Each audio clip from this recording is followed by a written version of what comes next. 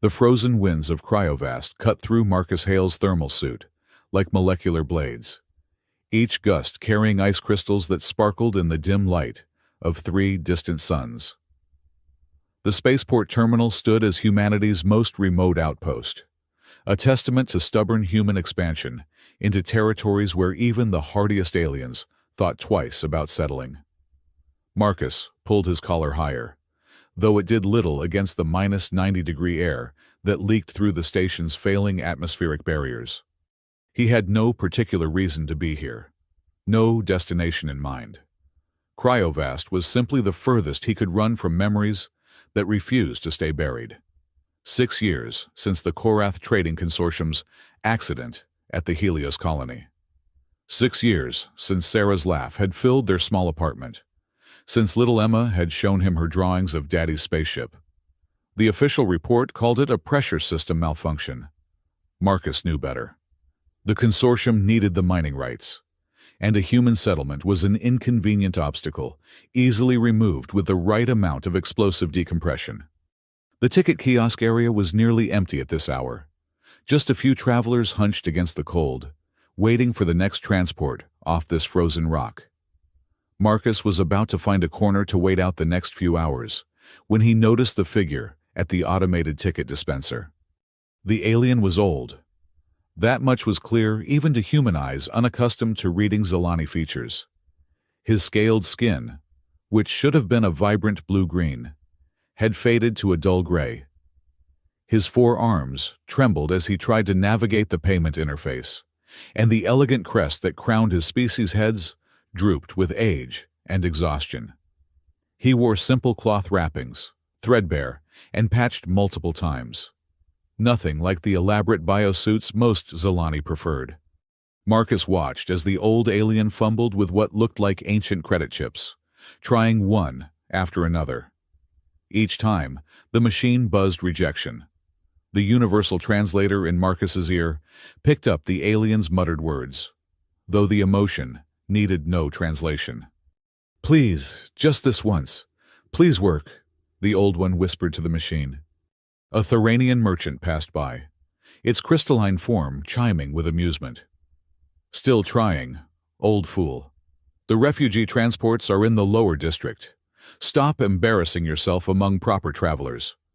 The old alien's shoulders sagged further, but he continued trying his credit chips. Marcus recognized the departure he was trying to purchase passage for.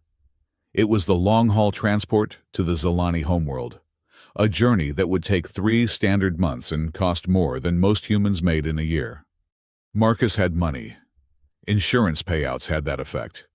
Blood money for lives that couldn't be bought back.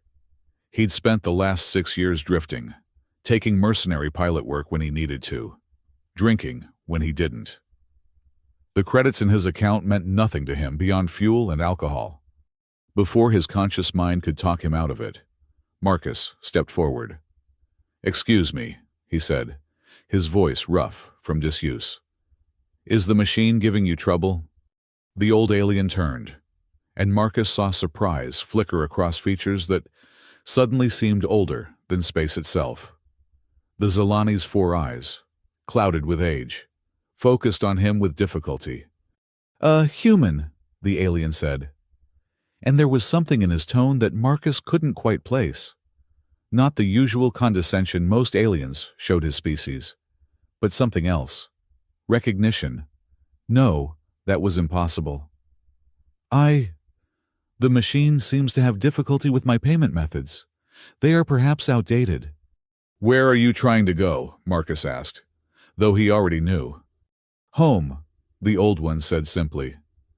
"I have been away for a very long time. I thought perhaps, but it seems my funds are insufficient." Marcus looked at the screen. The price was staggering. First-class accommodation on a diplomatic courier vessel. Far more than a simple transport ticket should cost. The old alien had been trying to book the only passage available for the next 3 months. "That's a lot of credits," Marcus said carefully. The old alien's mandibles clicked in what might have been bitter laughter. "Yes, more than an old wanderer should expect to afford. I apologize for taking your time, human. He started to turn away, and Marcus saw resignation in every line of his bent form. It was a feeling Marcus knew intimately, the weight of accepting that some journeys would never be completed, some destinations never reached. "Wait," Marcus heard himself say. His hand was already reaching for his credit chip, the black military-grade one that held what remained of his family's future. "I'll cover it." The old alien went completely still. Around them, the few other travelers in the terminal had stopped their conversations. Even in the supposedly egalitarian space of the galactic community, humans helping aliens, especially Zelani, was unusual. Humans were the newcomers, the violent ones, the species that had barely stopped killing each other long enough to reach the stars. "You would, but you don't know me," the old alien said slowly. "Does it matter?" Marcus inserted his chip into the machine, overriding the previous transaction. "You need to get home. I have credits I don't need. Simple economics." His fingers moved across the interface, authorizing the transfer. The machine chirped acceptance, and a physical ticket emerged. An old-fashioned touch that suggested the courier service catered to traditional clients. Marcus handed it to the old alien, whose 4 hands shook as he accepted it. "Why?" the old one asked, his voice barely above a whisper. Marcus shrugged, already turning away. "Maybe I just wanted to believe that someone, somewhere, gets to go home." He had taken perhaps 3 steps when the terminal's environmental systems suddenly kicked into overdrive. The temperature dropped another 20 degrees in seconds, and the lights flickered. Marcus heard gasps and cries of alarm from the other travelers. He turned back to see what was happening and froze. Outside the terminal's transparent aluminum windows, 3 ships were descending through Cryovast's toxic atmosphere. But these weren't ordinary vessels. Marcus had seen plenty of spacecraft in his years as a pilot, had fought against pirates, and flown escort for diplomats. But these were something else entirely. They were Zelani Sovereign Guard vessels, each one worth more than a small moon's GDP. Their hulls seemed to bend light around them, creating an effect that made them appear to be there and not there simultaneously. Weapon systems that Marcus couldn't even identify bristled from ports that opened and closed like living things. These were ships that didn't just travel through space. They owned it. The terminal erupted in chaos. Travelers scattered, some running for exits, others dropping to the floor. The Thuranian merchant from earlier actually shattered one of its crystalline appendages in its haste to flee. Marcus stood rooted to the spot, his hand instinctively moving to the plasma pistol he kept concealed under his thermal jacket. The ships landed with impossible grace, their anti-gravity fields not even disturbing the perpetual snow. Boarding ramps extended, and figures in elaborate power armor emerged. Zelani Elite Guard, Marcus realized, the kind that protected planetary governors and stellar dynasties. They moved with lethal precision, securing the area in seconds. Then, from the center ship, a young Zelani female emerged. She wore armor that seemed to be made of liquid metal, flowing and reshaping itself as she moved. Her crest was vibrant with youth and authority, and her 4 arms each held a different weapon, though they were lowered in a non-threatening position. Her eyes, sharp and bright, scanned the terminal until they found what they were looking for. "Grandfather," she said, her voice carrying despite the distance, amplified by some hidden technology. "We've been searching for you for 5 years." Marcus looked at the old alien beside him, who stood straighter now, though weariness still bent his frame. "Kalen," he said, and there was infinite sadness in his voice. "You should not have come." "You think we would let you simply disappear?" Kalen approached, her guards maintaining a perfect perimeter. "You think the family would accept your exile without question?" "It was necessary," the old alien said. "After what I allowed to happen, after the shame I brought upon our house." "The shame was not yours alone," Kalen said, and her eyes flickered to Marcus for just a moment. The council has questions. The Patriarch demands answers. Marcus started to edge away, but found his path blocked by two guards who had materialized behind him. Their weapons weren't pointed at him. Not exactly, but the message was clear. "The human stays," Kaelin said, still looking at her grandfather. "He is part of this now." "No," the old alien said sharply. "He merely showed kindness to a stranger. Let him go." Kaelin finally turned her full attention to Marcus, and he felt the weight of her assessment. Her translator was military grade. He could tell, because when she spoke to him, there was no delay, no mechanical tinge to her words. "You paid for his passage. Do you know who he is?" "An old traveler who needed help," Marcus said, keeping his voice steady, despite the weapons surrounding him. "An old traveler," Kaelin repeated, and there was something like amusement in her tone. "Tell me, human, what do you know of Zilani naming conventions?" "Not much," Marcus admitted. "Then you wouldn't know that the name Arius Core translates roughly to first among stars in your language. It's not a name one takes lightly.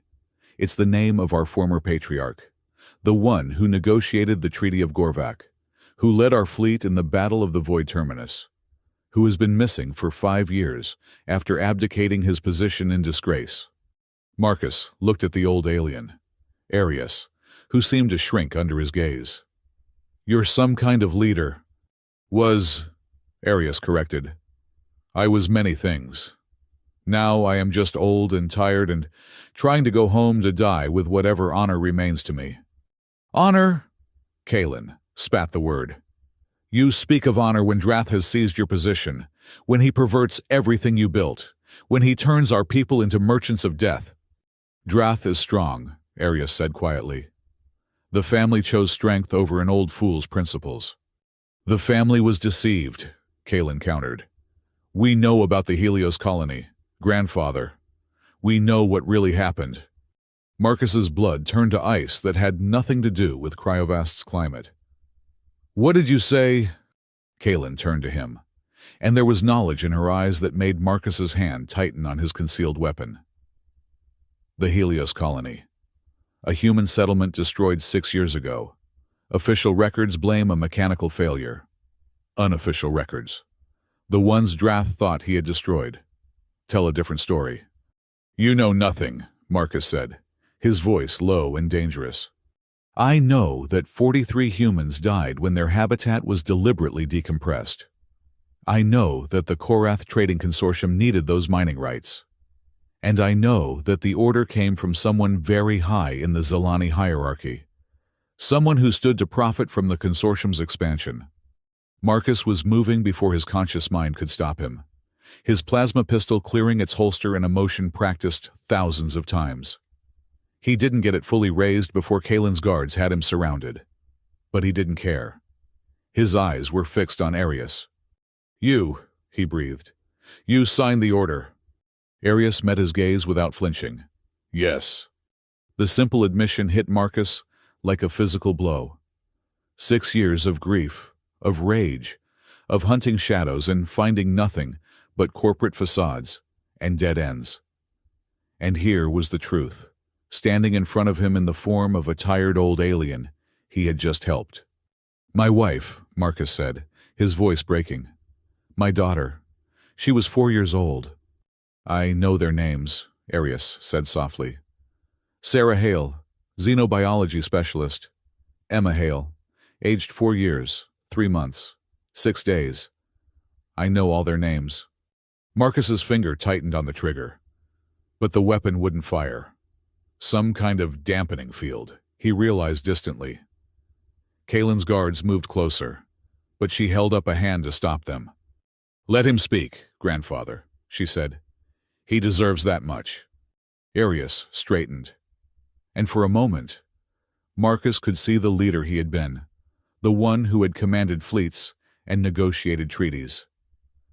"I was told the colony was empty, scheduled for decommission. The orders came through proper channels, with all the correct authorizations. It was supposed to be a controlled demolition of abandoned structures." "Liar!" Marcus snarled. Yes, Arius agreed. I was lied to. But that does not absolve me. I should have verified. I should have questioned why such an order needed my personal seal. I was distracted by other crises, trusting subordinates who had been corrupted by Droth's promises of wealth and power. By the time I learned the truth, it was too late. So you ran, Kaelin said, and there was disappointment in her voice.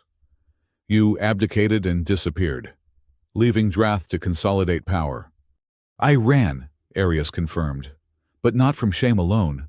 I ran because I was searching for something, for someone. He looked at Marcus. For you. Marcus laughed, a bitter sound that echoed in the silent terminal. For me, to finish the job. For the only survivor of the Helios colony, Arius said.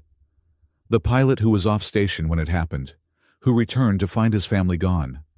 The man who spent 6 years trying to find justice and finding only walls built by Droth's influence. Stop, Marcus said, his hand shaking now. Just stop. I spent 5 years looking for you, Arius continued. Not to harm you, but to tell you the truth, to offer what small recompense I could, to give you the one thing Droth feared you might find, the truth about who was really responsible.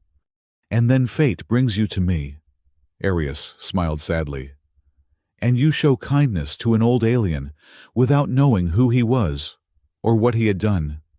You, of all the beings in the galaxy, show mercy to the one who least deserves it. The plasma pistol fell from Marcus's nerveless fingers, clattering on the frozen floor. The weight of revelation was too much, the cosmic joke too cruel. He had helped his family's killer, had spent his last credits on the being responsible for everything he had lost. Kill me, Marcus said to Kaelin, his voice empty. Your grandfather's debt, or honor, or whatever. Just end it. No, Kaelin said, and there was steel in her voice. You're coming with us. I want nothing to do with your politics, Marcus said. This isn't about politics anymore, Kaelin replied. Droth isn't content with controlling our house. He has plans for your species, human, plans that make the Helios colony look like mercy. She gestured, and one of her guards produced a holographic projector. The image that formed in the air made Marcus's stomach turn. It was a human brain, but modified, infected with some kind of neural parasite he didn't recognize. Neural control implants, Kaelin explained. Droth plans to use them on human colonies, turning your people into a slave workforce. Your species' creativity and adaptability, combined with absolute obedience. He's already begun trials on isolated settlements. Marcus stared at the image, then at Arius, then at Kaelin. Why should I believe any of this? Because, Arius said, stepping forward. I'm going to give you everything you need to stop him. Access codes, shipping routes, the location of the research facilities. Everything I couldn't use myself because Droth would see me coming. But you, a human, someone he considers beneath notice. You're insane, Marcus said. I'm one person. You're a pilot, Kaelin corrected. One of the best, according to your military records. You're also legally dead according to most databases, courtesy of Droth's cleanup efforts. And now you have something you didn't have before. What's that? Allies, she said simply. My grandfather's honor faction still exists, scattered but loyal. We've been waiting for an opportunity to move against Droth, but we needed someone outside the traditional power structure, someone he wouldn't see coming. Marcus looked around the terminal, at the guards, the ships, the impossible situation he found himself in. He thought about Sarah's laugh, Emma's drawings, 43 lives snuffed out for profit. He thought about other colonies, other families, facing the same fate or worse. If I do this, he said slowly, when it's over, I want him, Droth, face to face. That can be arranged, Kaelin said. Marcus bent down and picked up his plasma pistol, noting that the guards didn't stop him.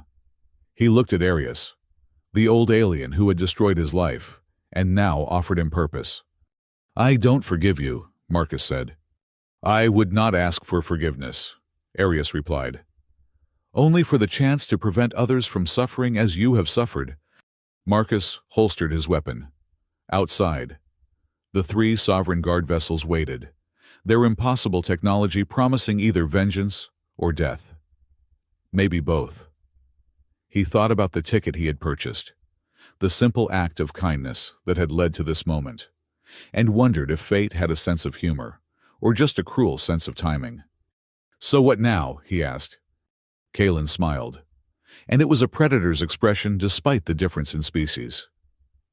"Now, Marcus Hale, we teach you how to hunt like a Zalani, and then we remind Drath why humans, for all their supposed weakness, have survived every challenge the galaxy has thrown at them." As they walked toward the ships, Arius beside him, Marcus felt something he hadn't experienced in 6 years. Not hope, exactly, but purpose. The weight of his grief remained, would always remain, but now it had direction. Behind them, the abandoned ticket fluttered in the frozen wind, a first-class passage to the Zalani homeworld that would never be used. Where they were going, Marcus realized, commercial transport would be the least of their concerns. The interior of the Zalani Sovereign Guard vessel defied Marcus's understanding of spacecraft design. Where human ships were all function and efficiency, cramped corridors and recycled air, this was something else entirely.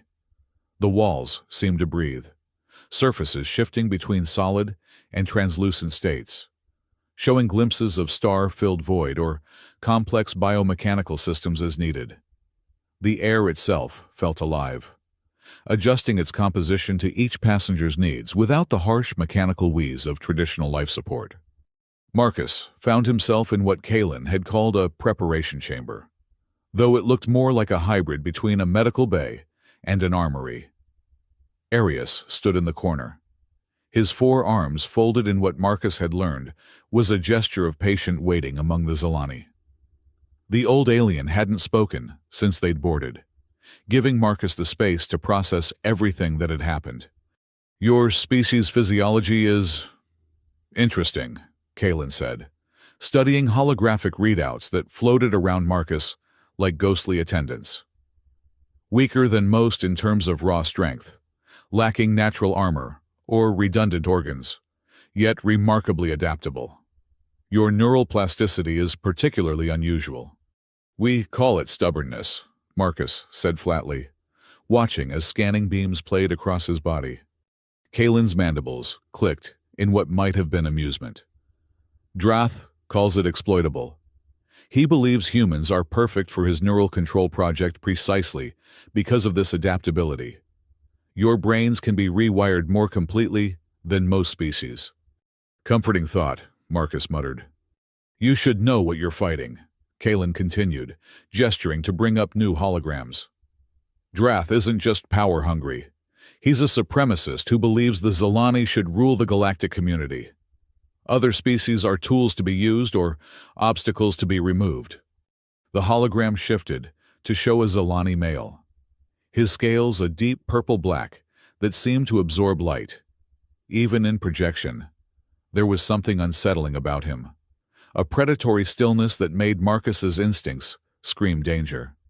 "He was grandfather's protege once," Kalen said, and there was bitterness in her voice. "Brilliant, charismatic, utterly without conscience. When grandfather began promoting cooperation with younger species like yours, Drath saw it as weakness.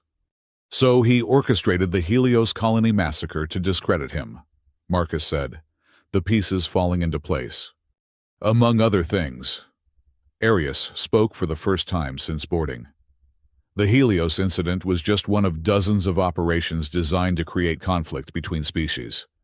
Make humanity look dangerous to some, make the Zalani look tyrannical to others, create chaos, then offer order under his leadership." Marcus turned to face the old alien. "And you just let it happen." "I was blind," Arius admitted. Drath had spent years placing his people in key positions. By the time I recognized the pattern, he had already won. The council believed his version of events. My abdication was the only way to prevent civil war within our house. Noble of you, Marcus said, not bothering to hide his sarcasm. It was cowardice, Arius replied simply. But it gave me time to gather evidence, to find others who suspected the truth, and to search for you. Before Marcus could respond, the ship shuddered slightly. Not from impact, but from dropping out of hyperspace. The walls became transparent, revealing a sight that took Marcus's breath away. They were in orbit around a planet that shouldn't exist. It was hidden in a nebula that most star charts marked as navigationally hazardous. Its surface a patchwork of different biomes that looked almost artificially maintained. Massive structures that might have been cities or possibly living organisms dotted the landscape, connected by flowing channels of luminescent liquid. Welcome to Sanctuary, Kalen said. Grandfather's last creation before his abdication. A refuge for those who oppose Drath's vision. The ship descended through atmosphere that shimmered with defensive fields, past floating platforms where other vessels, many showing battle damage, were undergoing repairs. Marcus saw species he recognized, and many he didn't, all working together with a coordination that seemed impossible, given the usual interspecies tensions. They landed in what appeared to be a crystalline forest, the trees made of some transparent material that sang softly in harmonious frequencies. A delegation waited for them, and Marcus was surprised to see several humans among them. One of them, a woman with prematurely gray hair and cybernetic augmentations along her left arm, stepped forward. Well, I'll be damned. Marcus Hale. Thought you were dead. Marcus recognized her after a moment. Commander Rivera, you were with the Federated Defense Force. Rivera corrected. Until I started asking too many questions about why human colonies kept having accidents. Drath's people tried to arrange one for me too.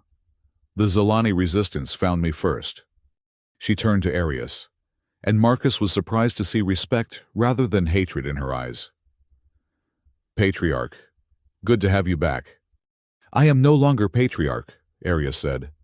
Maybe not officially, Rivera replied.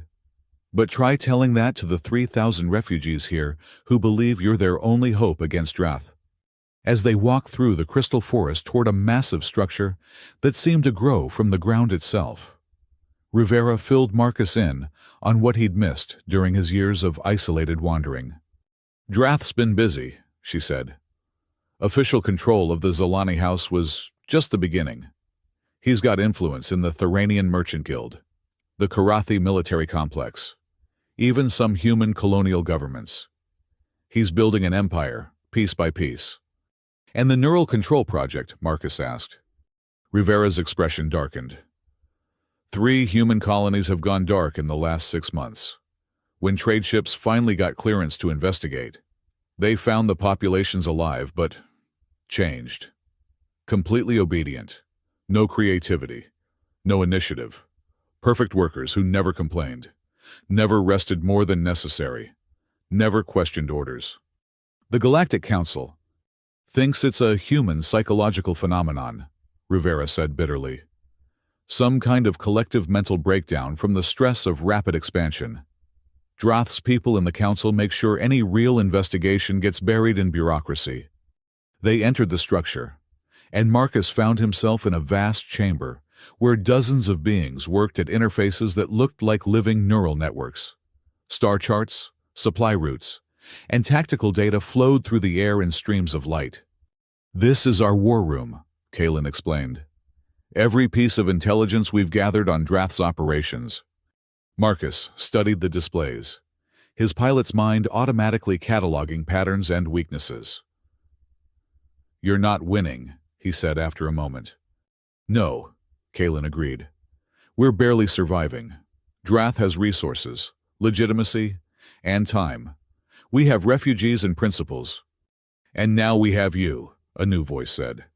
Marcus turned to see another human. This one wearing the distinctive neural interface of a military cyber warfare specialist. But it wasn't the augmentations that made Marcus's blood run cold. It was the face, scarred but familiar. "Jarrow," Marcus breathed. His old wingman grinned, though there was something off about it. Something that hadn't been there when they'd flown together in the Defense Force. "Hello, Marcus. Been a long time." "You're supposed to be dead," Marcus said. "Your ship was destroyed in the Proxima incident." "Destroyed. Yes. Dead. No," Jarrow said. "Drath's people pulled me from the wreckage, offered me a choice. Work for them or die slowly. I chose survival." Marcus's hand moved to his weapon, but Jarrow held up his hands. "Relax. I'm not with them anymore. Mostly." "Mostly," Kalen's voice was sharp. Jarrow tapped his neural interface. "They put some interesting hardware in my head when they rebuilt me. I can access their networks, but it's a two-way street. They can track me if I'm not careful, maybe even control me if they really wanted to push it." "Then you're a liability," Kalen said. "I'm an asset," Jarrow countered. "I know their codes, their procedures. I can get you into facilities no one else can access." He looked at Marcus. "Including the one where they're holding the next batch of test subjects for the Neural Control Project." "How many?" Rivera asked. 200 humans, Jarrow said. "Grabbed from mining colonies over the last month.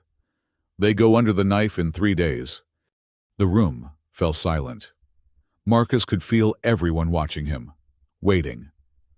He understood now why Arius had searched for him, not just for absolution, but because they needed someone with nothing left to lose, someone who could make the kinds of choices that decent people couldn't.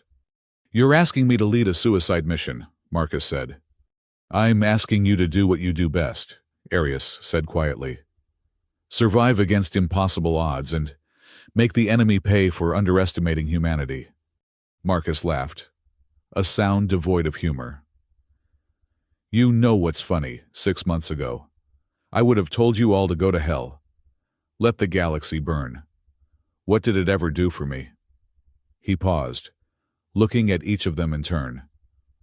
"But now, I've seen those brain scans, those neural parasites. And I keep thinking about Emma, about how she would have been 10 now, old enough to be targeted for the next round of experiments." "So you'll help?" Kalen asked. "I'll do more than help," Marcus said. "I'll show Drath why humans became the dominant species on a death world. We're not strong. We're not fast. We're not psychic. But we're vindictive, creative. And we absolutely never stop coming once you've hurt our young." Over the next hours, they planned. The facility was located on a moon called Shadowfall, hidden beneath kilometers of ice, and protected by automated defenses that would shred any conventional assault. But Jarrow knew about a maintenance tunnel, a weakness that Drath's arrogance had overlooked. "Small team," Marcus said, studying the schematics. 4, maybe 5 people. Any more and we'll be detected." "I'll go," Kalen said immediately. "No," Arius said. "You're needed here. If this fails." "If this fails, we're all dead anyway," Kalen interrupted. "Besides, someone needs to watch the humans back. Make sure he doesn't do anything too insane." "Define too insane," Marcus said, marking potential sabotage points on the holographic display. "Because I'm thinking we don't just rescue the prisoners. We turn this facility into a message." "What kind of message?" Rivera asked. Marcus smiled, and it was an expression that would have looked at home on any predator species. "That humans aren't victims. We're the species that split the atom before we cured the common cold. We weaponized everything from bacteria to black holes. You want to put parasites in our brains? Fine. But don't be surprised when we turn your own weapons against you." "You're talking about using the neural control technology ourselves," Jarrow said, understanding dawning in his augmented eyes. "I'm talking about showing Drath what happens when you corner a human," Marcus replied. "We don't just fight back. We make sure you never want to fight us again." The room fell silent again, but this time it was different. There was electricity in the air, the feeling before a storm breaks. Marcus could see it in their faces, human and alien alike. Hope. Terrible and beautiful. "There's something else," Arius said suddenly. "Something I didn't tell you about the Helios colony." Marcus tensed. "What?" "The official death toll was 43, Arius said slowly. "But Drath's private records, the ones I managed to steal before my abdication, show differently. Some of the colonists weren't killed. They were taken." The room spun around Marcus. "What are you saying?" "I'm saying Drath has been experimenting on humans for longer than anyone realized. And if his records are accurate, some of the Helios colonists might still be alive, including—" Arius paused, his 4 eyes meeting Marcus's 2. "Including a child matching Emma Hale's genetic profile." Marcus couldn't breathe, couldn't think. The possibility that Emma might be alive, that Sarah might be— it was too much. It was hope, and hope was more dangerous than any weapon. "You're lying," he whispered. "I'm not," Arius said. "But I don't know if they're still alive now. The records are 6 years old. All I know is that they were taken to a facility called the Archive. Even I don't know where it is. But Drath does." Marcus stood slowly, his movements careful and controlled. Everyone in the room took a step back, recognizing the danger in his stillness. "New plan," he said, his voice deadly quiet. "We take the Shadowfall facility. We rescue those colonists. And we make Drath come to us." "That's insane," Rivera said. "He commands fleets. We have maybe a dozen combat-capable ships." "He commands fleets that follow him out of fear or greed," Marcus corrected. "What happens when those fleets see that he's not invincible? What happens when the great commander Drath gets outsmarted by a single human and a handful of refugees?" "Revolution," Kalen breathed. "Or death," Jaro added. "Either way," Marcus said. "We stop running. We stop hiding. We take the fight to him." He looked at Arius. "You wanted redemption. Old man, help me get my daughter back. Help me save those colonists. Help me show the galaxy that humans aren't slaves or victims or tools. We're the species that looked at an uncaring universe and said, 'We'll make our own meaning. Thanks.'" Arius stood, his aged frame straightening with renewed purpose. "Then we should begin immediately. Drath will move the prisoners once he realizes we know about them." As they dispersed to prepare for the mission, Kalen approached Marcus. "You know this is probably a trap," she said quietly. "The information about your daughter, Drath could have planted it." "I know," Marcus replied. "But here's the thing about humans that your species never understood. We're at our most dangerous when we're protecting our young. Real or imagined, trap or truth. The possibility that Emma is alive changes everything." "How so?" Marcus checked his plasma pistol, the weight familiar and comforting in his hand. "Before, I wanted revenge. Now, I want to burn down everything Drath has built and salt the earth so nothing ever grows there again. Before, I was willing to die. Now, I need to live long enough to either save my daughter or confirm she's gone." "And if she is gone," Kalen asked. "Then Drath learns what humanity learned long ago," Marcus said. "That there's no force in the universe more dangerous than someone with nothing left to lose, and the skills to make everyone else lose too." The next few hours passed in a blur of preparation. Weapons were checked, plans refined, contingencies planned. Marcus found himself working beside Kalen, noting how efficiently she moved, how her 4 arms allowed her to multitask in ways that would make any human jealous. Despite himself, he found he respected her competence. "Why do you care?" he asked suddenly. "This isn't your fight. Drath is your species' problem, not mine." Kalen paused in her equipment check. "My grandfather taught me that leadership means responsibility for all actions taken in your name. even those you didn't authorize. Drath commits his crimes as a Zalani leader. That makes it my fight." She looked at him directly. "Besides, someone needs to make sure humanity's representative doesn't do anything that starts an interspecies war." "Thoughtful of you," Marcus said dryly. "Practical," she corrected. "If we're going to stop Drath, we need to work together. Human creativity and Zalani strategy. Your species' insane willingness to take risks and mine's technological advantages."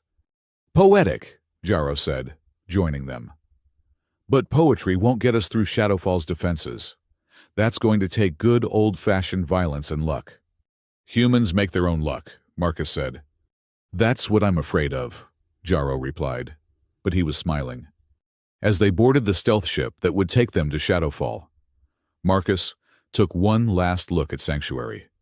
It was a beautiful world, a testament to what different species could build together. But it was also hidden, secret, afraid. If they succeeded in their mission, maybe it wouldn't have to be. "Second thoughts?" Arius asked, approaching him at the boarding ramp. "No," Marcus said. "Just thinking about something Sarah used to say, that humanity's greatest strength wasn't our tools or our intelligence. It was our ability to find family anywhere, even among the stars." "She sounds like she was wise," Arius said carefully. "She was," Marcus agreed. "And if there's even a chance she and Emma are alive, I'll tear apart the galaxy to find them." "And if they're not?" Marcus turned to look at the old alien, the being who had signed his family's death warrant, and now offered him hope. "Then I'll make sure their deaths mean something, even if that meaning is just that no one ever underestimates humanity again." The ramp closed behind them, sealing them into the ship that would take them to Shadowfall, to 200 prisoners, to answers about the archive, and possibly to their deaths. Marcus strapped himself into the pilot's seat, feeling the familiar comfort of controls under his hands. "You know," Jarrow said, taking the co-pilot position, "this is probably the stupidest thing we've ever done."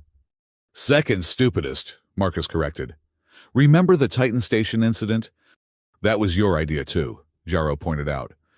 "And we survived it," Marcus replied, firing up the engines. "We'll survive this too." "How can you be sure?" Kaelin asked from behind them.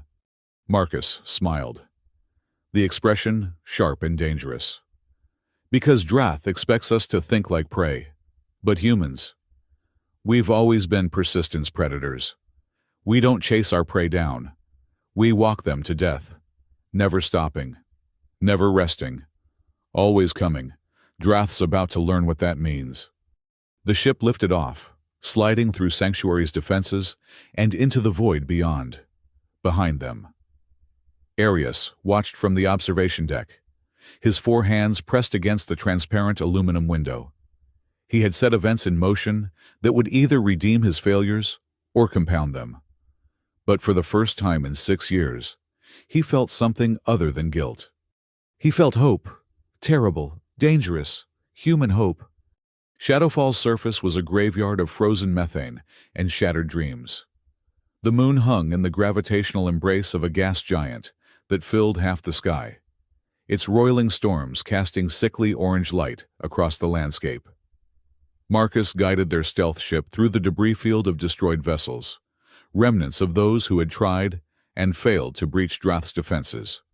"Cheerful place," Jarrow muttered, his augmented eyes tracking the automated defense platforms that orbited the moon like mechanical vultures. "Drath really doesn't want visitors. Or escapees," Kaelin added, her 4 hands dancing across her tactical display.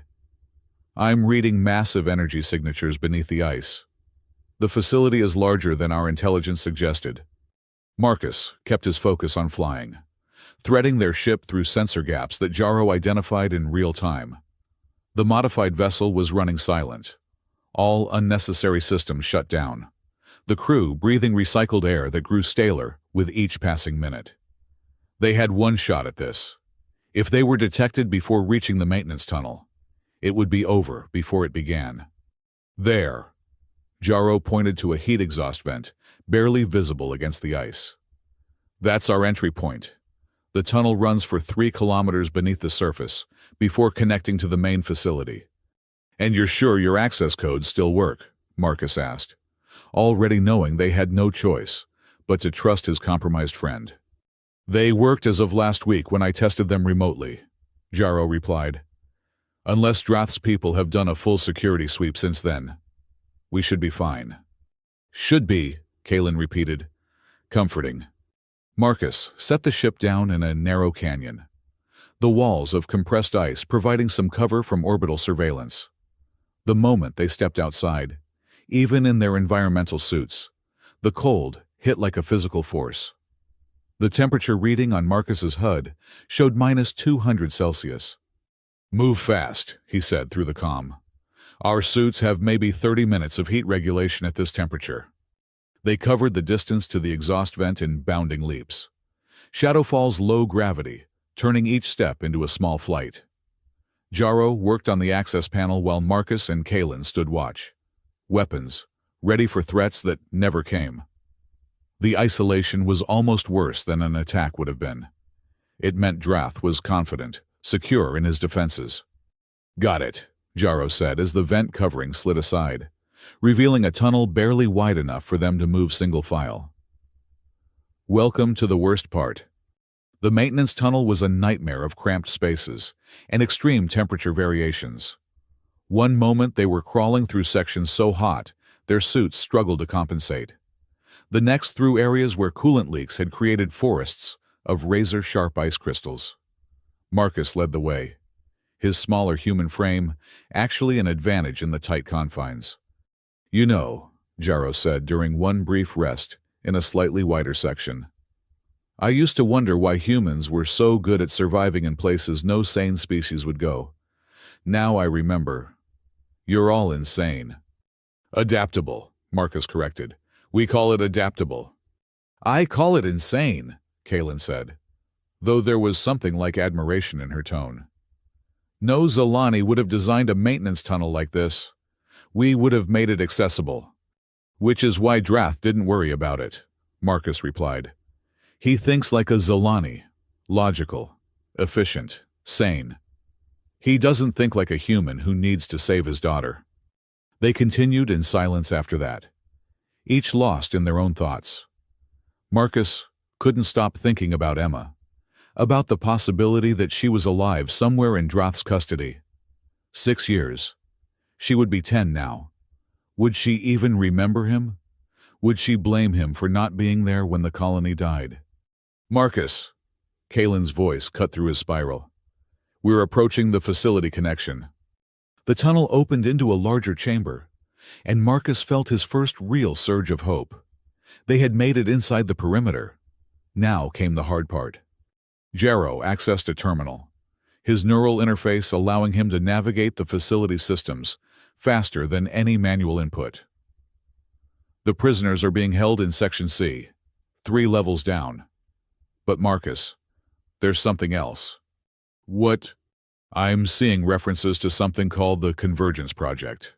High-level encryption. But the little I can read, they're not just putting neural parasites in human brains. They're connecting them, creating some kind of hive mind. Marcus felt his blood turn cold. 200 humans thinking as one. More than that, Jaro said, his face pale. If this works, they can add more. Hundreds, thousands, potentially entire colonies linked together. A workforce that shares knowledge instantly, that can coordinate perfectly, that has no individual will to resist.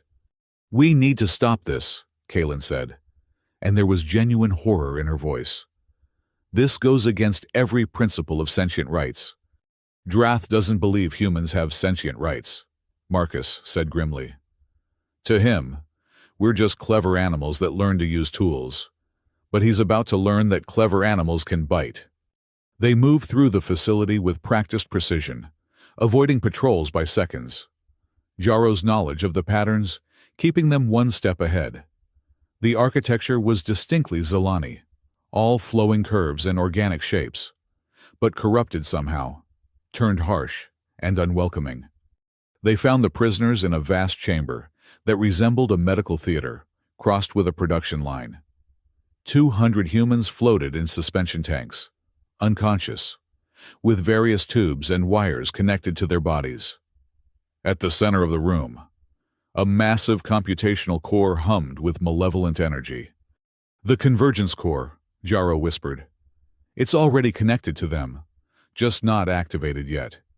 Marcus studied the scene, his mind racing. "Can you disconnect them?" "Not without triggering alarms," Jaro replied. "But I might be able to do something else, something better."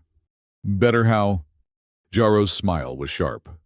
"What if instead of disconnecting them, we reverse the flow, turn Drath's weapon against him?" "You want to use the prisoners to hack Drath's network?" Kalen asked, understanding dawning. 200 human minds working in concert, with full access to Drath's systems. Jaro's augmented eyes gleamed. "We could download everything.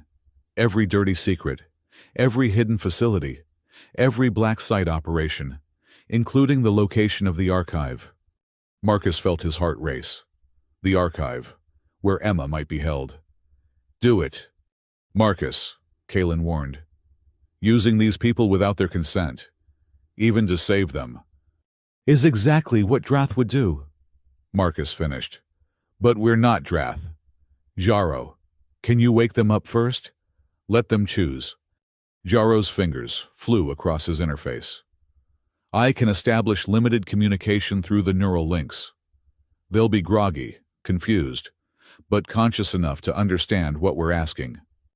"Then do it." The next few minutes were tense as Jaro worked his technological magic.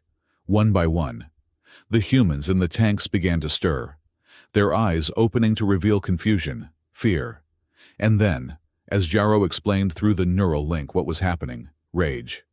"They're in," Jaro said. "They want payback." "Then let's give it to them," Marcus said. What happened next was unlike anything Marcus had ever seen. 200 human minds, linked by alien technology, turned their collective will against their captors' systems. It wasn't hacking in any traditional sense. It was more like a force of nature. Human creativity and vindictiveness multiplied exponentially. Security protocols fell like dominoes. Encrypted files spilled their secrets. And there, buried in a subsection of classified operations, was the location of the archive. "Got it," Jaro said, his voice tight with excitement. "The archive is... oh God." "What?" Marcus demanded. "It's not just a prison. It's a research facility.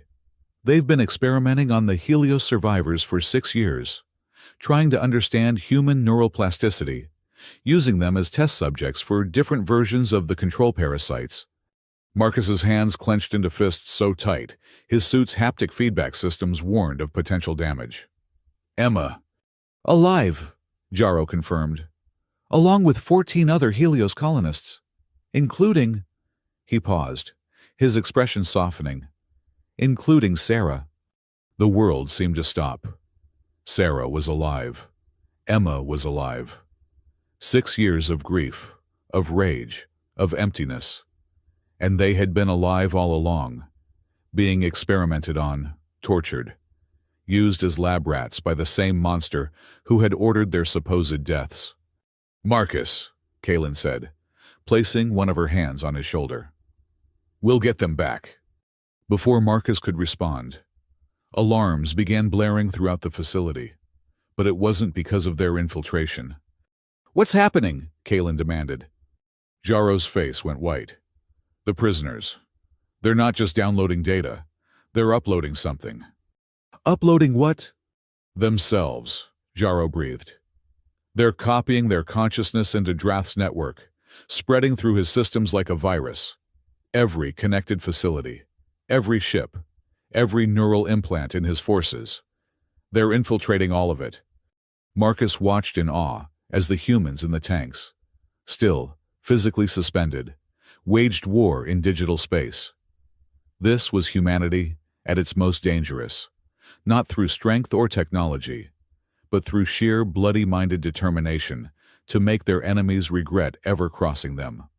"Sir," One of the prisoners spoke through the tank's communication system, her voice distorted but determined. "We've got control of this facility's defenses, but Drath's forces are already mobilizing. You have maybe 10 minutes before his rapid response teams arrive." "Can you hold them off?" Marcus asked. "We can do better than that," the woman replied, and there was something wild in her electronic voice. "We can turn this entire moon into a trap, but you need to get clear first." Marcus understood immediately. "You're going to blow the reactor."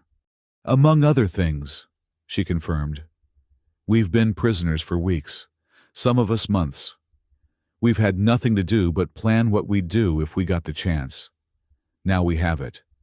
"We can't leave you," Kalen protested. "You're not leaving us," another prisoner said. "We're everywhere now, in the network, in the systems. Our bodies are just meat, but our minds, we're free, and we're angry." Marcus felt a chill that had nothing to do with Shadowfall's temperature. This was evolution in real time. Humanity adapting to an existential threat by becoming something new, something that had never existed before. "The archive," he said. "Can you get me the complete layout, security protocols, everything?" "Already downloading to your friend's neural implant," the first prisoner replied. "Along with something else you should see, security footage from the Helios colony. The real footage, not the edited version Drath showed the council." Jarrow gasped as the data flooded his augmented consciousness. "Marcus, this is evidence of everything. War crimes, genocide, systematic enslavement, enough to destroy Drath completely." "Then send it everywhere," Marcus ordered. "Every news network, every government database, every ship in space. Let the galaxy see what he really is." "Already done," the prisoners said in unison, their voices harmonizing in a way that was both beautiful and terrifying. "Now go. You have 7 minutes." They ran, through corridors now lit by emergency lighting, past automated defenses that should have killed them but instead cleared their path, the imprisoned humans clearing the way for their escape. Behind them, Marcus could hear explosions beginning, the prisoners systematically destroying everything that could be used to replicate the neural control technology. They burst out of the maintenance tunnel just as the first of Drath's ships appeared on the horizon, but instead of attacking, the ships began firing on each other, their systems compromised by the human consciousness virus spreading through Drath's network. "This is insane," Kalen breathed as they reached their ship. "This is human," Marcus corrected, firing up the engines. "When you corner us, when you threaten our families, when you push us to the breaking point, we don't just fight back, we evolve. We become whatever we need to become to survive." They lifted off just as Shadowfall began to tear itself apart. The prisoners, their consciousness now distributed across thousands of systems, turned Drath's own weapons against his infrastructure. Defense platforms self-destructed. Communication relays went dark, and in the middle of it all, the facility's reactor went critical. The explosion was visible from orbit, a new sun born from human rage and alien technology. Marcus watched it in the rear display as they fled, feeling something he hadn't experienced in years. Not satisfaction exactly, but a sense of balance beginning to restore itself. "Incoming transmission," Jarrow announced. It's from everywhere. Every system we can detect is broadcasting the same signal." "Put it through," Marcus ordered. The voice that came through was not one voice but hundreds, maybe thousands, as more humans connected to Drath's neural network added their consciousness to the collective. "This is humanity ascendant," they said. "We are the ones you tried to enslave. We are the ones you tried to control. We are the ones who refused to submit. Commander Drath, we have your network. We have your secrets. We have your ships. And we have a message for you and anyone else who thinks humanity is weak." The voice paused, and when it continued, Marcus could hear the smile in it. "We are not your victims. We are not your tools. We are not your slaves. We are the species that conquered a death world through cooperation. We are the ones who turned our greatest weakness, our individual fragility, into our greatest strength, our collective will. You gave us the means to unite our minds. Thank you for that. Now we will show you what humanity unified can do." The transmission ended, and the ship fell silent except for the hum of the engines. Marcus set course for the archive, his mind racing with the implications of what had just happened. "They're not human anymore," Kalen said quietly. "What they've become, they're more human than ever." Marcus disagreed. "They chose this. Every one of them chose to sacrifice their individual existence to save their species. That's the most human thing imaginable." "And now," Jaro asked, "what happens when we get to the archive?" Marcus's expression hardened. "Now we save my family, and then we end Drath." "He'll be waiting for us," Kalen warned. "After what just happened, he'll throw everything he has at the archive." "Good," Marcus said. "Let him come. He wants to see what happens when you push humanity too far. He's about to get a front row seat." As they entered hyperspace, Marcus allowed himself one moment of hope. Sarah and Emma were alive. Damaged, certainly. Changed, probably. But alive. And he would move heaven and earth to get them back. Behind them, Shadowfall continued to burn, a funeral pyre for the old order and a beacon for the new.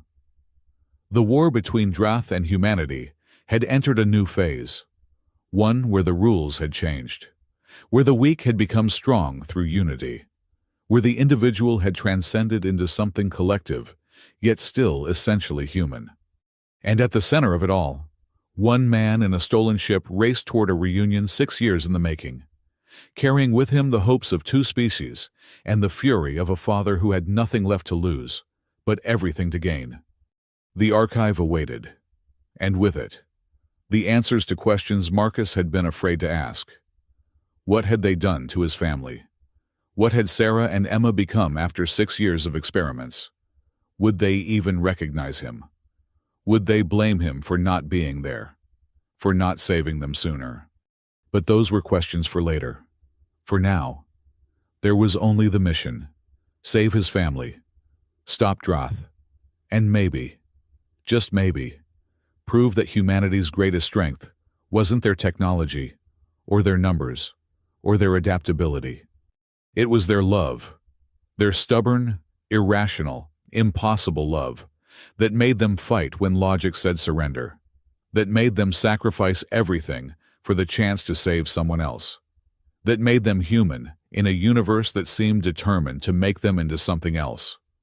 The stars streaked past the viewport, and Marcus smiled. It was not a pleasant expression. Drath had wanted to see humanity broken, enslaved, controlled. Instead, he had created something far more dangerous.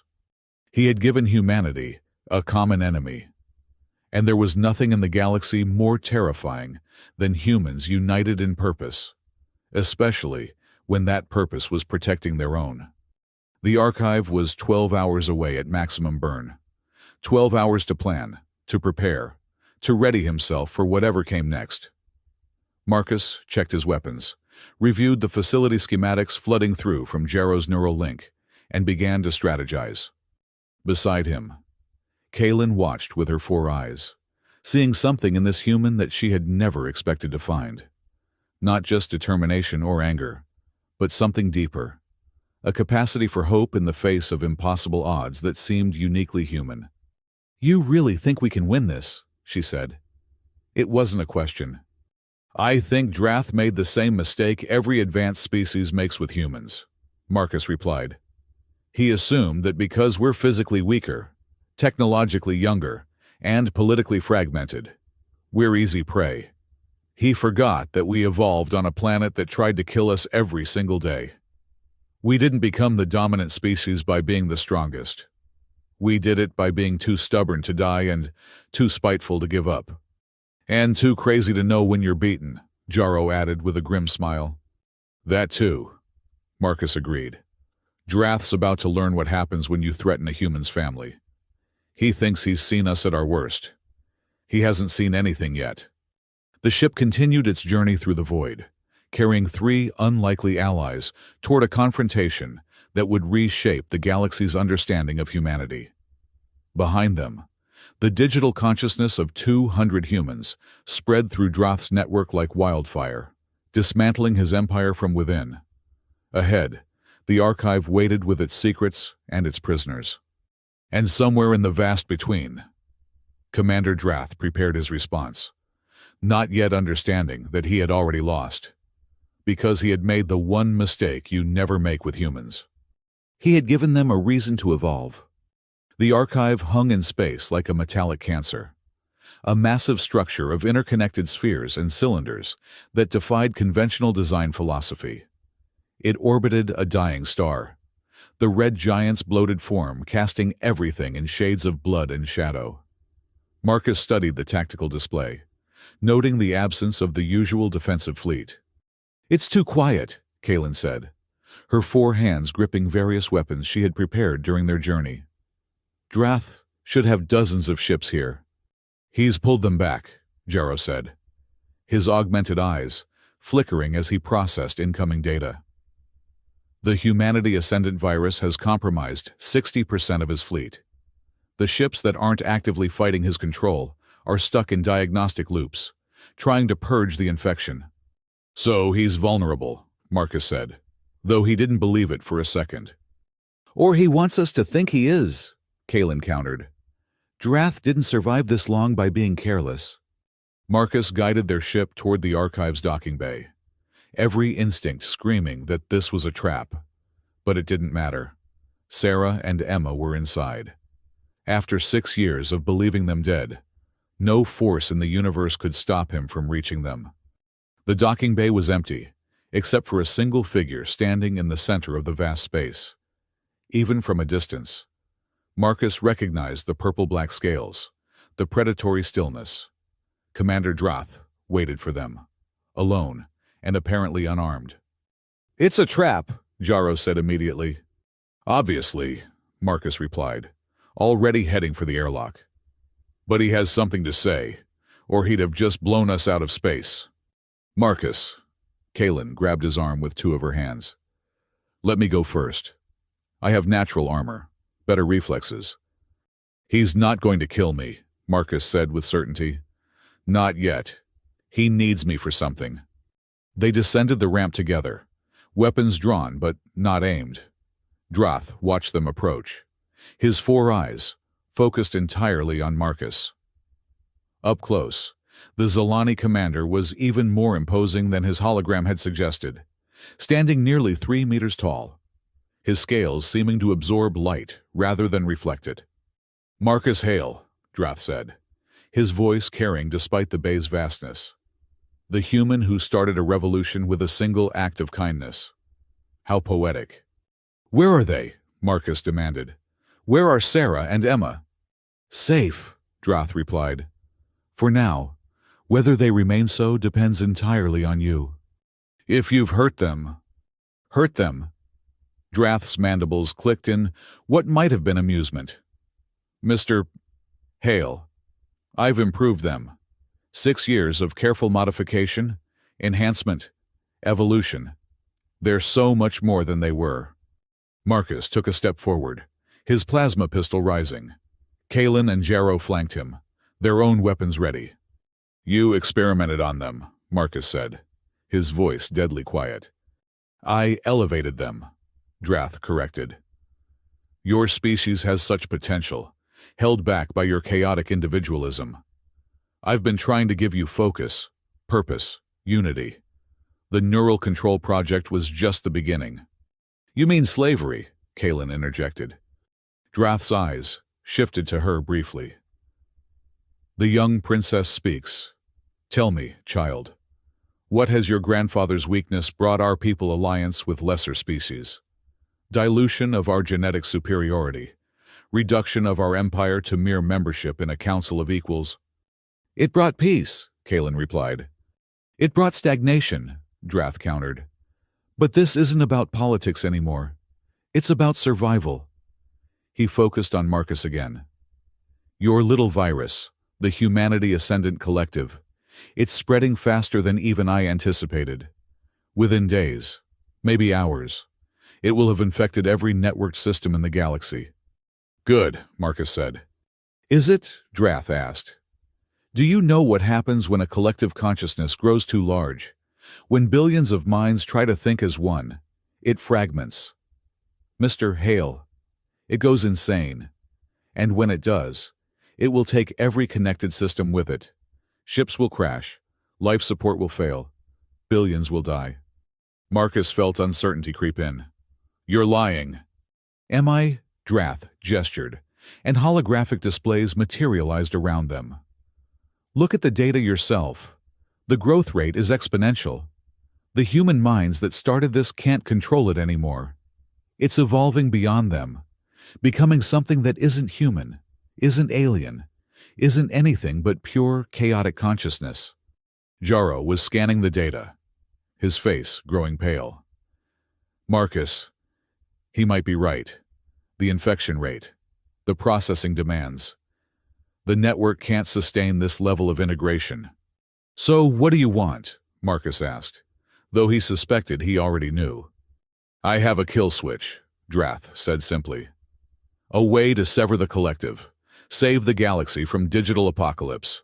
But I'll only use it if you agree to my terms. Which are? You surrender yourself to me.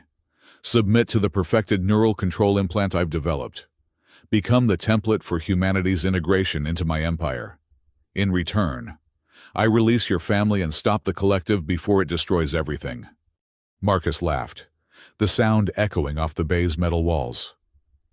You think I'm that stupid the moment I surrender? You'll kill everyone anyway. No, Drath said, and there was something like sincerity in his voice. I need humanity intact. Mr. Hale, you've proven your species' value, your creativity, your adaptability, your sheer stubborn refusal to die. I want to harness that, not destroy it. Harness, Marcus repeated. You mean control. I mean optimize, Drath corrected. Imagine humanity's potential guided by superior Zalani logic. No more wars among yourselves. No more waste. Just pure, directed purpose. And if I refuse? Drath gestured again, and new holograms appeared. Sarah and Emma, suspended in tanks similar to those on Shadowfall. But these were different.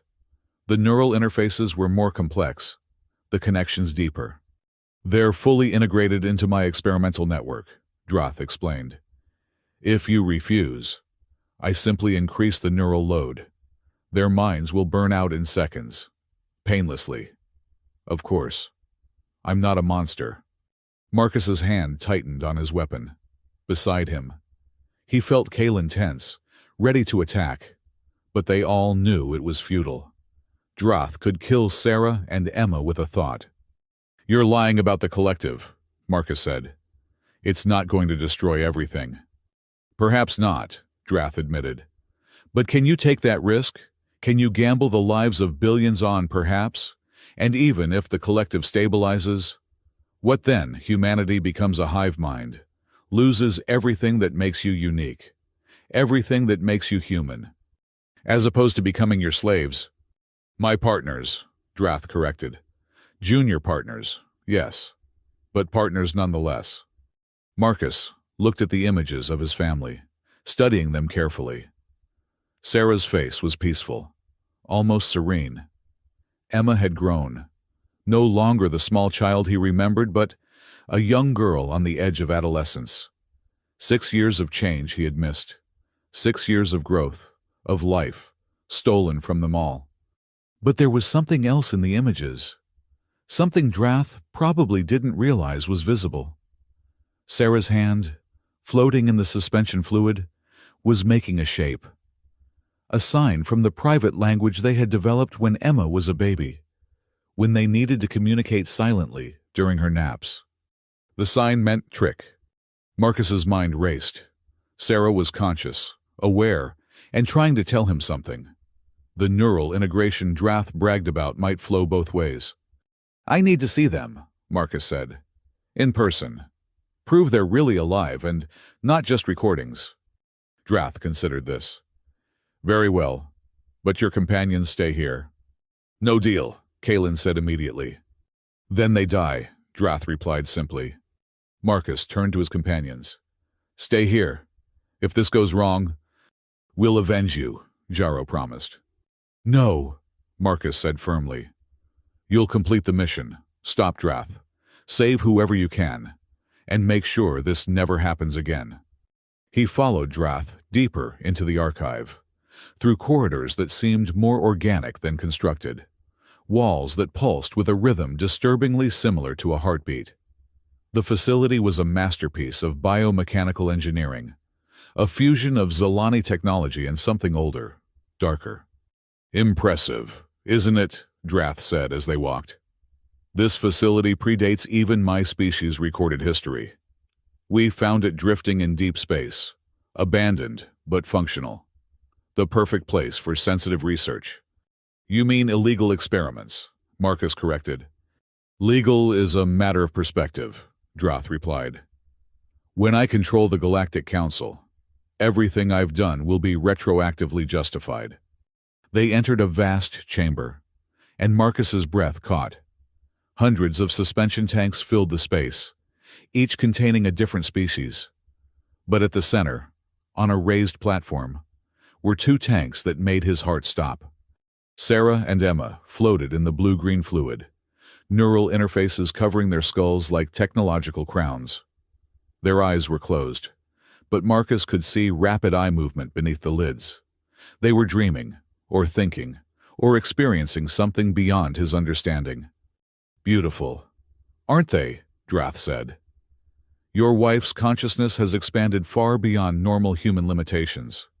She experiences time differently now, processes information at speeds that would burn out an unmodified brain. And your daughter. Oh, your daughter is special. What did you do to her? Marcus's voice was barely controlled rage. Nothing she didn't choose herself, Drath replied. Children adapt so much faster than adults. Emma took to the neural modifications like she was born for them. She can interface with any system, speak to any networked consciousness. She's become a bridge between human and digital thought. Marcus approached the tanks, placing his hand on the glass of Sarah's container. The surface was warm, pulsing with energy. And then, impossibly, Sarah's eyes opened. Her gaze met his, and Marcus saw recognition, love, and something else, determination. Her lips moved, forming words he couldn't hear through the fluid and glass, but he could read them. Trust me. Touching, isn't it? Drath said. The power of human connection. It's what makes your species so valuable. That emotional bond that transcends logic. I've been trying to understand it, replicate it, weaponize it. You can't weaponize love, Marcus said. Can't I? Drath touched a control panel, and suddenly Marcus could hear Sarah's voice in his mind, transmitted through speakers, or perhaps directly into his consciousness. Marcus, she said, her voice distorted but unmistakably hers. I've been waiting for you. Sarah, I'm so sorry. I thought you were dead. I should have looked harder. Should have... Stop, she interrupted. We don't have time for guilt. Emma and I have been planning. The others too. All the archive's prisoners. We're connected. Marcus. Not controlled. Not enslaved. But connected. And we've been waiting for the right moment. What moment? Drath demanded, clearly hearing the conversation. Sarah's lips curved in a smile Marcus remembered from happier times. The one she wore when she was about to prove someone wrong in the most devastating way possible. The moment you brought Marcus here, she said. The moment you connected us to the Humanity Ascendant Collective. The moment you gave us access to everything. Drath's eyes widened in sudden understanding. But it was too late. Emma's eyes snapped open, glowing with an inner light that had nothing to do with the suspension fluid. When she spoke, Her voice carried the harmonics of thousands. "Hello, Drath," she said. But it wasn't just Emma speaking. It was the collective, channeled through a 10-year-old girl who had spent 6 years learning to be a bridge between minds. "We need to talk about your kill switch." The chamber's lights flickered, and suddenly, every suspension tank began to glow. The prisoners weren't just waking up, they were connecting, their consciousness merging with the Humanity Ascendant Collective, but controlled, directed through Emma's unique neural architecture. "Impossible," Drath breathed. "The neural load alone should kill her." "Should," Sarah agreed. "But you made a mistake. You assumed human children were just smaller, weaker versions of adults. You didn't account for neuroplasticity, for the fact that a developing brain can adapt to conditions that would destroy a mature one. Emma isn't fighting the collective. She's conducting it." Marcus watched in awe as his daughter, suspended in alien fluid, became the focal point for humanity's digital revolution. Her small body trembled with the effort, but her expression was serene, focused. "Daddy," Emma said. And for a moment it was just his little girl's voice. "I missed you." "I missed you too, sweetheart," Marcus said, tears streaming down his face. "I need you to do something for me," Emma continued. "Drath has a neural implant, a master control he uses to command his systems. We need it active for what comes next." Understanding dawned on Marcus. "You want me to make him angry?" "Furious," Emma confirmed with a ghost of her old mischievous smile. Marcus turned to Drath, whose purple-black scales were flickering through different colors, a sign of extreme agitation in Zalani. "You know what your problem is, Drath," Marcus said conversationally.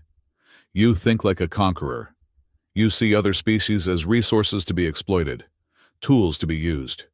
You never considered that tools can think, that resources can resist." "Silence," Drath snarled, his 4 hands clenching. "But humans," Marcus continued. "We've always been the underdogs. We've always been the ones fighting against superior forces. It's made us creative, adaptive, vindictive. You gave us the means to unite our consciousness, thinking you could control the result. But you can't control chaos, Drath.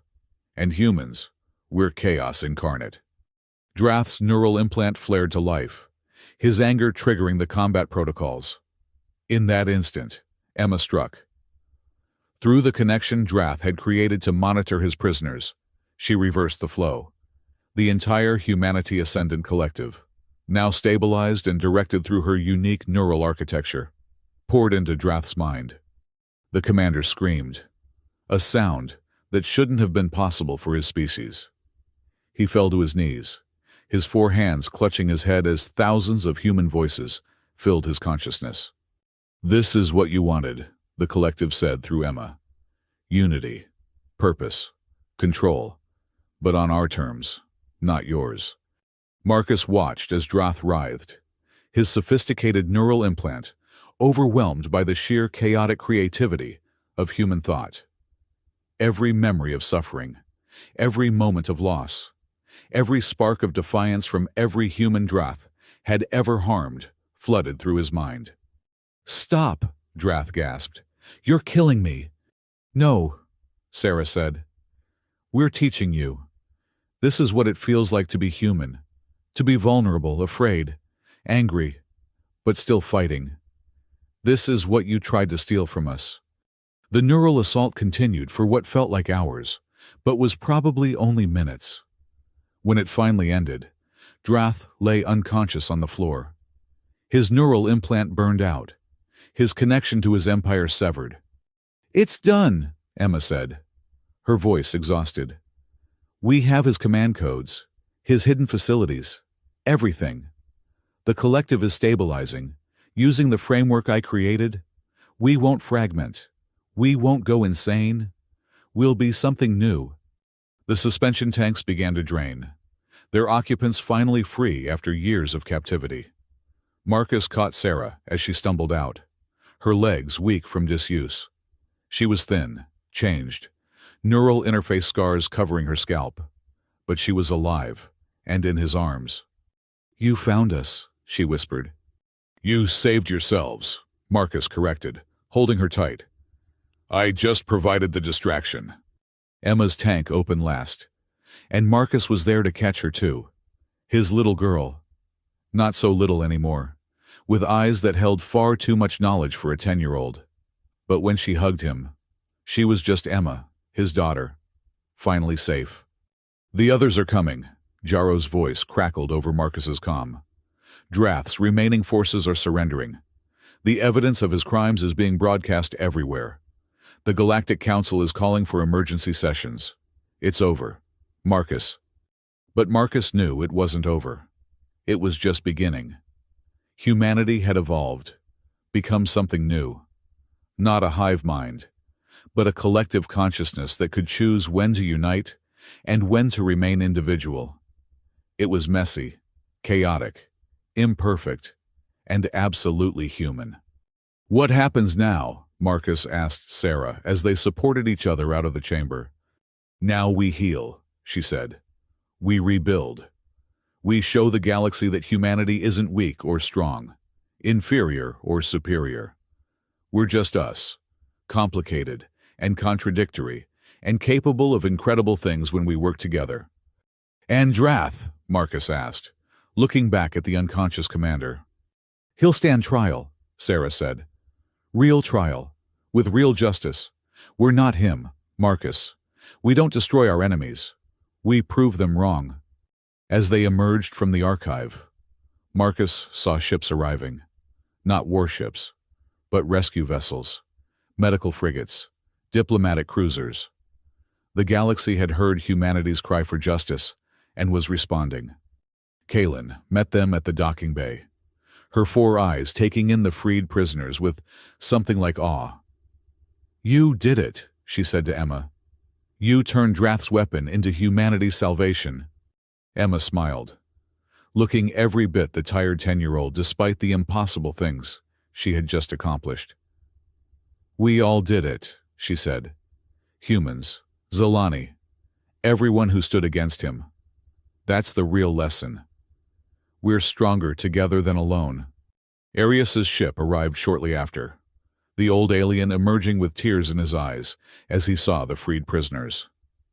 He approached Marcus and his family, his 4 hands spread in a gesture of supplication.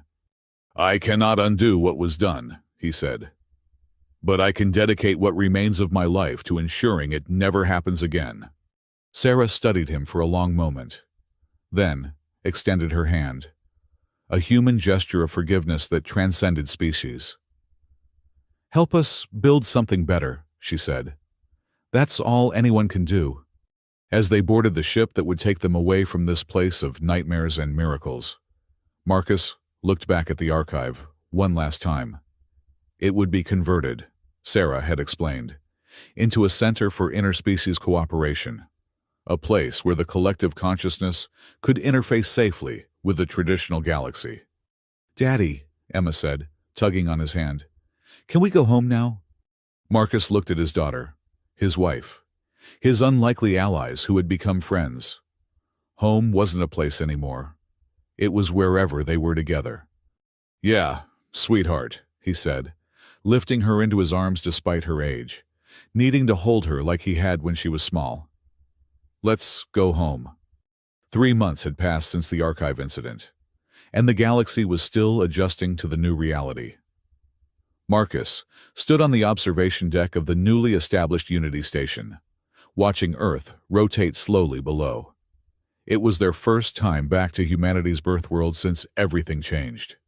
"Strange, isn't it?" Sarah said, joining him at the viewport. The neural interface scars on her scalp had faded to thin silver lines, almost decorative in their pattern. "We spent so long trying to leave Earth, to prove ourselves among the stars. Now the stars come to us." She was right. The space around Earth buzzed with activity. Ships from dozens of species orbited peacefully, their crews working together on projects that would have been impossible just months ago. The Humanity Ascendant Collective, now stabilized and integrated into galactic society, had become a bridge between species, facilitating communication and understanding in ways never before imagined. "Daddy, look," Emma called from across the deck. She was standing with a group of young beings from various species, her neural interface glowing softly as she helped them communicate.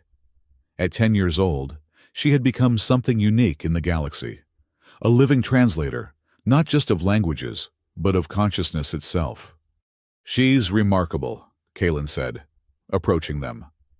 The young Zilani had become a regular visitor, her role as liaison between the traditional Zilani government and the new order keeping her busy, but somehow always finding time to check on them. "The Council wants to establish a school, a place where gifted individuals like Emma can learn to bridge the gap between individual and collective consciousness." "She's still just a child," Marcus said protectively. "A child who saved the galaxy," Kalen reminded him. "But you're right. She deserves a childhood, or what's left of one." Sarah squeezed Marcus's hand. "We'll make sure she gets both, the school and the childhood. That's what this new world is about, isn't it? Not having to choose between who we are and who we need to be." A soft chime indicated an incoming visitor to the station. Marcus turned to see Arius entering the observation deck, moving slowly, but with more vitality than he had shown in years. The old Zilani had thrown himself into the work of rebuilding, establishing refugee centers and reconciliation committees, with an energy that belied his age. "Marcus, Sarah," he greeted them, his four hands spreading in what had become a familiar gesture of respect. "I have news from the Council trial." The trial of Commander Drath had been the most watched event in galactic history. Every species had stakes in the outcome. Every world had victims to speak for. "What's the verdict?" Sarah asked. "Guilty on all counts," Arius replied. "Genocide, slavery, crimes against sentience. But the sentence, that's where things got interesting." Marcus tensed. "If they let him off with some political punishment?" "No," Arius assured him. "The Council, influenced heavily by the Humanity Ascendant Collective's testimony, chose something unprecedented. Drath will undergo neural rehabilitation." "You mean they're going to rewire his brain?" Marcus asked. "In a sense," Arius explained. "He'll experience every moment of suffering he caused, through the memories of his victims preserved in the collective. Then, if he survives with his sanity intact, he'll spend his remaining years in service to those he harmed. It's justice and mercy combined, a human concept that the Council found appropriate." "Poetic," Sarah murmured. "He wanted to control minds. Now his own mind will be reformed by those he tried to control." "The collective agreed to oversee the process," Arius continued.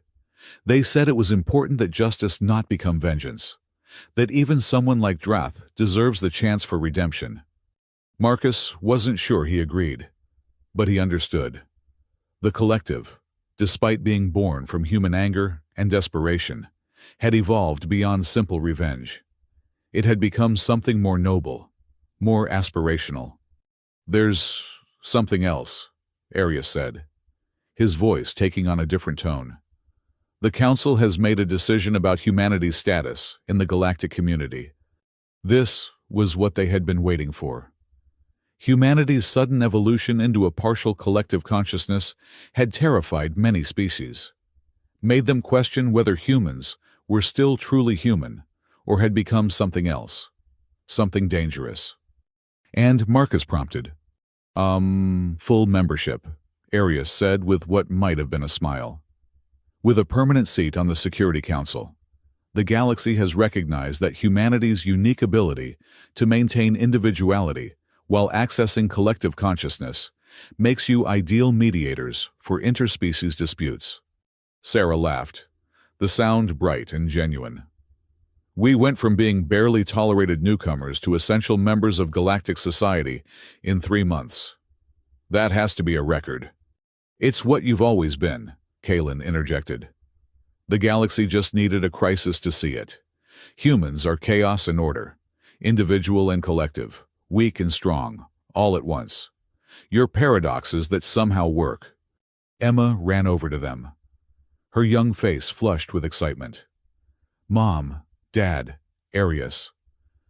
The collective just shared something amazing. They've found more archive facilities. Dozens of them. There are thousands of prisoners from hundreds of species, all being held in similar experiments. Marcus felt his combat instincts flare. Drath had a network. Had, Emma emphasized. The collective is already coordinating rescue operations. But they want us to lead one of them. Us, Sarah asked. Emma nodded enthusiastically. The facility on Kepler Station. It's where they were developing the next generation of neural control technology. The collective says there are human children there, taken from frontier colonies. They need someone who understands both individual human psychology and collective consciousness to help them adjust when they're freed. Marcus and Sarah exchanged glances. They had just gotten their family back, just started to heal. But there were others out there, other families torn apart, other children stolen from their homes. It's your choice, Kaylin said softly. You've already done more than anyone could ask. No, Marcus said firmly. We haven't. Not while there are still victims out there. He looked at Sarah, who nodded her agreement. When do we leave? Sarah asked. Tomorrow, Emma said, then hesitated. If that's okay. The collective doesn't want to push. But the children, they're scared. They can feel the collective trying to reach them. But they don't understand what it is. They need someone to explain, to help them not be afraid. Marcus knelt down to his daughter's level. You want to help them, don't you? Emma nodded, her eyes serious beyond her years. I know what it's like to be trapped, to have voices in your head you don't understand. I can help them see that it's not scary, that it's actually kind of amazing. Then we go, Marcus said simply. We're the Hale family. We help people. That's what we do. Jarro's voice crackled over the station's communication system. Marcus, you might want to see this. We're getting a priority transmission from the outer colonies. They moved to the communication center, where Jarro was working with a mixture of human and alien technology. His neural augmentations allowing him to process multiple data streams simultaneously. What is it? Marcus asked. Remember how the collective has been spreading through human colonies, offering voluntary connection, Jarro said. Well, something unexpected is happening. Other species are asking to join. What? Kaylin exclaimed. Non-humans want to join a human collective consciousness. Not join exactly, Jarro clarified, bringing up holographic displays. More like interface. Small groups from various species are volunteering to create bridge connections, like what Emma does naturally. They want to understand, to be part of this new form of communication. Sarah studied the data, her scientifically trained mind immediately grasping the implications. They're trying to create a truly universal consciousness, not human or alien, but something encompassing all sentient life. Is that even possible? Marcus asked. 6 months ago, I would have said no, Sarah replied. But 6 months ago, I didn't believe humans could maintain individuality within a collective either. We're in uncharted territory. Arius moved forward, his aged frame trembling slightly with emotion. This is what I dreamed of, he said quietly. What I tried to achieve through politics and failed. True unity between species, not through domination or control, but through understanding. It won't be easy, Kaylin warned. There will be those who see this as a threat, who fear losing their species' unique identity. There always are, Marcus said. But fear doesn't stop progress. It just slows it down. Emma had been quiet, her eyes unfocused in the way that meant she was communicating with the collective. Suddenly she gasped, her face lighting up with wonder. They did it, she breathed. The first interspecies bridge just formed. A human colonist and a Thuranian merchant. They're sharing consciousness, seeing through each other's perspectives. The room fell silent as they absorbed this news. It was a moment as significant as first contact, perhaps more so. This wasn't just species meeting species, but minds meeting minds. Consciousness, touching consciousness across the vast divide of evolution and biology. The galaxy will never be the same, Arius said. Good, Marcus replied. It needed to change. Over the following days, they prepared for the mission to Kepler Station. The rescue operation would be different from the violent confrontation at the archive. The facility's operators had surrendered the moment Droth fell, but the prisoners remained, too damaged and confused to simply release. Marcus found himself working alongside former enemies. Zalani, who had served under Droth, but now sought redemption. One of them, a young soldier named Varix, approached him during preparation. "Why?" Varix asked simply. "Why help us? We were part of the system that destroyed your family." Marcus considered the question. 6 months ago, he would have responded with anger. Now, after everything, he had a different answer. "Because hatred is exhausting," he said. "And because my daughter is watching. I want her to grow up in a galaxy where people can change, where redemption is possible, even for those who were on the wrong side." Varix's 4 eyes widened with surprise, and something that might have been gratitude. "Humans are strange," he said. "You forgive when you should hate, fight when you should run, and hope when you should despair." "Yeah," Marcus agreed with a slight smile. "We're weird like that."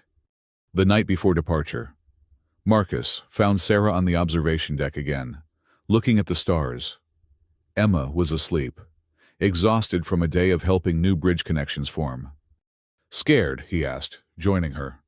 "Terrified," she admitted. "Not of the mission, but of what comes after. We're building something unprecedented. Marcus, a galaxy where consciousness can be shared, where understanding isn't limited by language or biology.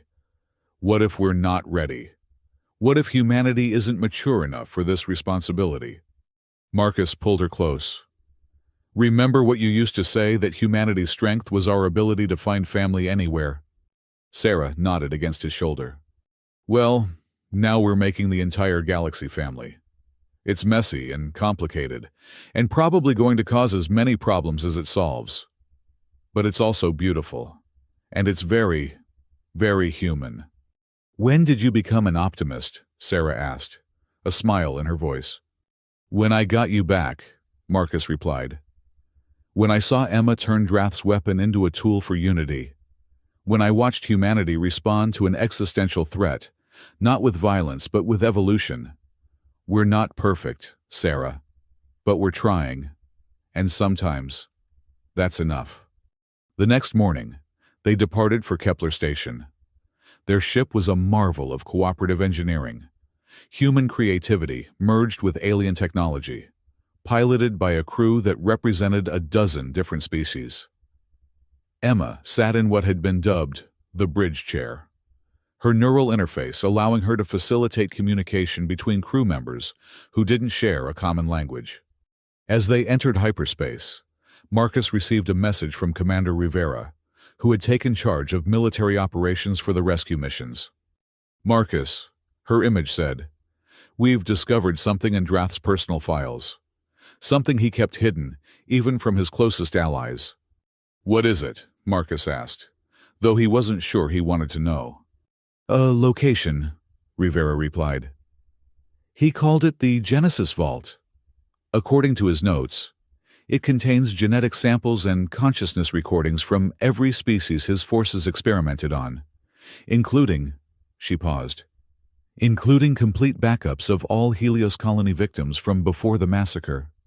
Marcus felt the universe tilt. "You're saying?" "I'm saying there might be a way to bring back everyone we lost. Not just the survivors, but all of them. The technology exists. The question is whether we should use it." Sarah gripped Marcus's hand tightly. The implications were staggering. They could potentially restore everyone who had died, bring back the dead through cloned bodies and uploaded consciousness. But what would that mean for humanity, for the galaxy, for the nature of death itself? "One crisis at a time," Sarah said firmly.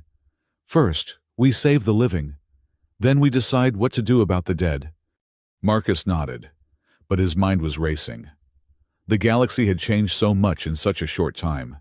Humanity had gone from outcasts to leaders, from individuals to collective, from victims to victors. And now, they faced choices that no species should have to make. As they traveled through hyperspace toward Kepler Station, Emma stirred from her meditation with the collective. "Dad," she said quietly, "the collective wants you to know something. They're grateful, not just for saving them, but for showing them they didn't have to lose themselves to be together. You taught them that unity doesn't mean uniformity." "I didn't teach them anything," Marcus said. "They figured it out themselves." "No," Emma insisted with the wisdom that still surprised him. "You showed them. When you helped that old alien at the spaceport, when you chose kindness over indifference, you showed them that humanity's strength isn't in our technology or our adaptability. It's in our choice to help, even when we have every reason not to." Kalen, who had been quiet for most of the journey, spoke up. "Your daughter is right, Marcus. That single act of kindness started everything. Grandfather was ready to die in exile. Droth's empire would have continued growing, and humanity would have slowly been enslaved. But you bought a ticket for a stranger, and the galaxy changed." "Butterfly effect," Jarro added from his station. "One small action causing massive consequences." Though in this case, the butterfly was a grumpy ex-pilot with more credits than sense. Marcus laughed, the sound genuine and free. "Thanks for that assessment." "Anytime," Jarro grinned. As they approached Kepler Station, Marcus stood with his family and friends, looking out at the stars that had once seemed so hostile and foreign. Now they held promise, potential, and something humanity had always sought, among them hope. The rescue operation would be successful. He knew. The children would be freed, families reunited, wounds slowly healed.